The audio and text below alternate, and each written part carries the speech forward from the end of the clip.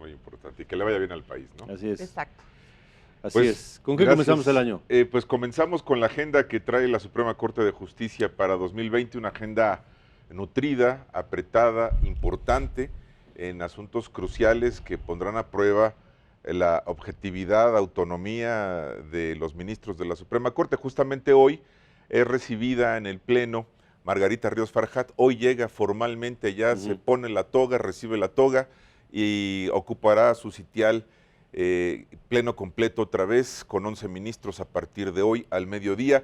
Y los asuntos, Alma, Alejandro, que tiene la Corte para 2020, entre otros, hay acciones de inconstitucionalidad sobre la ley Bonilla, sobre la objeción de conciencia, sobre la gestación subrogada, sobre el impedimento a personas con discapacidad intelectual para contraer matrimonio, temas muy importantes de derechos humanos. La ley Bonilla, bueno, no veo cómo en el 2020 la Corte pueda evitar expulsar esta barbaridad en Baja California, pero bueno. O sea, ¿tú crees que no le van a permitir 5 años de gobierno a Jaime Bonilla? Estoy seguro, y además la Corte, me parece a mí, se juega su credibilidad en esta decisión, ¿eh? O sea, Yo no coincido. hay cómo, yo no veo cómo Sí. se pueda avalar un asalto como el que ocurrió en Baja California. Pero vamos a ver qué desenlace jurídico tiene el asunto, y creo que lo vamos a ver en el próximo trimestre o antes. Vamos a ver. También hay temas muy importantes sobre controversias constitucionales en el tema de aborto, de salud y educación sexual. Las reformas legales impulsadas por Andrés Manuel López Obrador tendrán un filtro jurídico fundamental en el 2020. Pasarán por ahí la reforma educativa, la Ley Nacional de Extinción de Dominio, que es un compendio de violaciones a la Constitución, que también entrará al análisis de la Suprema Corte, el tema de la Guardia Nacional, los delitos fiscales que se equiparan a Con temas de delincuencia seguridad organizada, sí. nacional, que también veo, hay temas inconstitucionales, insalvables ahí.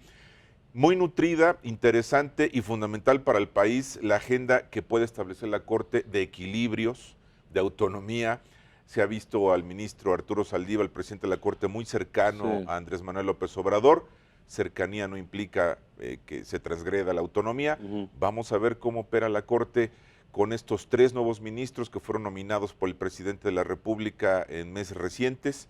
Vamos a ver cómo opera este Tribunal Constitucional, que justamente está cumpliendo 25 años, Alma, Alejandro, de ser eso, un fiel de la balanza, para decirlo coloquialmente, en la vida democrática del país, y que una Corte fuerte, una Corte independiente, ayudará mucho al desarrollo político, al desarrollo social, al desarrollo del respeto a los derechos humanos en nuestro país. Y demostrar que la actitud conciliadora del presidente de la Corte no implica sumisión, no implicará tampoco falta de independencia y de objetividad para resolver estos asuntos. Yo creo que, como dijiste en el caso del asunto de Baja California, habrá otros, no solo el de Baja California, sino otros en los que la Corte también se jugará pues su prestigio, ¿no? Su independencia, su autonomía, y la defensa de su papel como el máximo órgano hacedor de justicia en este país, más allá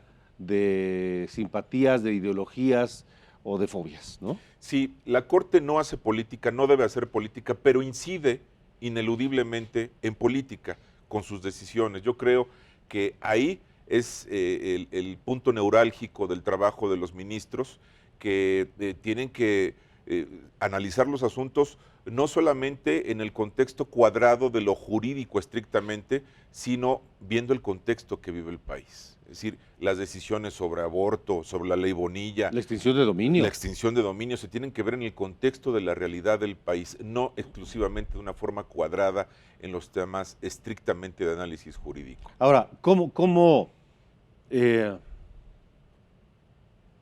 será interesante ver cómo se conforma la votación, particularmente en la ley de extinción de dominio, Sí. cuando tenemos a la extitular del SAT hoy sentada como ministra, Como ministra de de la la Corte. ¿no? Y que además, cuando se trata de acciones de inconstitucionalidad, es decir, para anular una ley, se requieren mínimo 8 votos. Y justamente los 3 recién llegados, incluyendo a Margarita Ríos Farjat, que hoy llega formalmente al Pleno, pues esos 3 votos son muy importantes para la conformación de fuerzas dentro del Pleno. Vamos a ver quién se une, digamos, ese bloque que aparentemente vemos ya conformado, o que nos desmientan y que nos demuestren que con sus votos son ministros independientes del poder político que los ha nominado para llegar a ese sitial. Que recordemos son Margarita Ríos Farjat. Sí, Juan Luis González Alcántara Carrancá y Yasmín Esquivel Moza. Ellos tres han llegado en los meses recientes, nominados en ternas por Andrés Manuel López Obrador, cercanos a él, de alguna forma, y vamos a ver, conforme a sus votos, a sus decisiones, a la forma en que van a trabajar en este órgano colegiado, pues cómo demuestran esa independencia y autonomía que ellos han ofrecido y han garantizado, han jurado, incluso constitucionalmente ante el Senado de la República. Sí, por ejemplo, en esta distinción de dominio hay violaciones constitucionales flagrantes. Clarísimas, además, Sí. ¿no? Pero por otro lado también las modificaciones a fiscales, ¿no? Sí. Que recientemente se aprobaron también equiparando con delincuencia organizada ciertos irregularidades o violaciones a la ley fiscal. Incluso con temas de seguridad nacional, Alejandro. Es decir, delitos fiscales que se equiparan al rango de violaciones o de amenazas a la seguridad nacional son temas muy interesantes que deben analizar los ministros y en su caso anularlos si fuera el caso después de un análisis, insisto, que deberá ser objetivo. Y ahí está sentada la ex jefa del SAT. La jefa, sí, claro. Pues a ver. Ahí lo dejamos. A ver en qué queda. Gracias.